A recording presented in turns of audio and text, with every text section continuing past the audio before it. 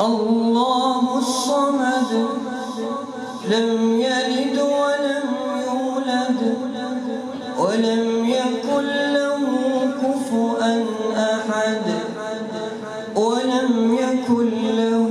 كفوا أحد ولم يكن له كفوا أحد ولم يكن له كفوا أحد ولم يكن له كفوا أحد ولم يكن له كفوا أحد.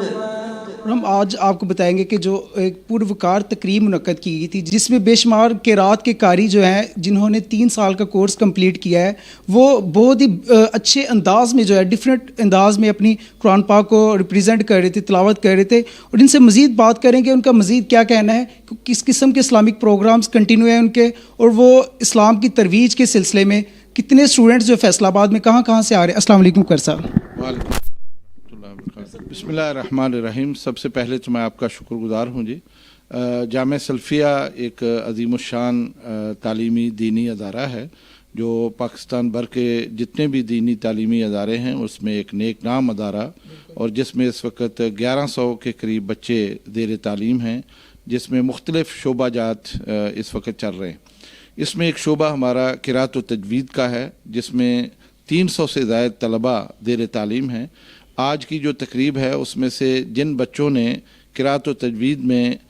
قرات عشرہ اور سبع مکمل کی تھی ان کے اعزاز میں یہ تقریب منعقد ہوئی، اور ہم نے ان کو اس تعلیم کی تکمیل پر اسناد تقسیم کیے ہیں. اس موقع پر بہت سارے ہمارے مہمان بھی تشریف لائے تھے، لیکن بالخصوص اس میں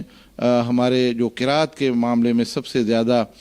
ماہر ہیں اور استاد ہیں قاری محمد ابراہیم صاحب میر محمدی، اور اسی طرح سے قاری صہیب احمد میر محمدی. یہ 2 بطور خاص ہم نے ان کو دعوت دی تھی، اور قاری نوید الحسن صاحب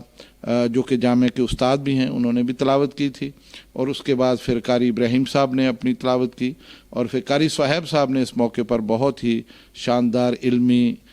تقریر فرمائی، اور قرات کے حوالے سے انہوں نے ان تمام چیزوں کو ثابت کرنے کی کوشش کی جو اس وقت ہمارے ہاں متداول ہے.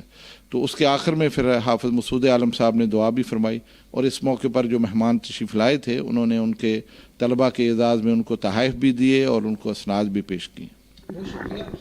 انشاءاللہ بہت جلد جو آپ کو ایک جامعہ سلفیہ فیصل آباد کا تعلیمی انسٹیٹیوٹ ہے اس کا وزٹ بھی کروائیں گے، اور یہاں کے اسٹوڈنٹ سے ملوائیں گے ان کے کیا ویوز ہے، اور اسلام کی ترویج کے سلسلے میں یہاں کی اسٹڈی جو ہے کسی یونیورسٹی سے کم نہیں ہے. اور انشاءاللہ میرے خیال کے مطابق یہ وہ لوگ ہیں جو اسلام کے سٹارٹ کے اوپر 2200 مربع میل پر حکومت کرنے والے یہ وہی علم رکھنے والے لوگ ہوتے تھے جو اتنے لاکھوں مربع میلز پر حکومت کر جاتے تھے. آج ان لوگوں کو اگر گورنمنٹ کا حصہ بنایا جائے تو کیا ہرڈلز ہے، کیا مشکلات ہے جو یہ کیوں نہیں آ سکتے. انشاءاللہ بہت جلد اگلے پروگرام میں ہم ان کے ساتھ بات کریں گے اور آپ کے سامنے لے کے آئیں گے.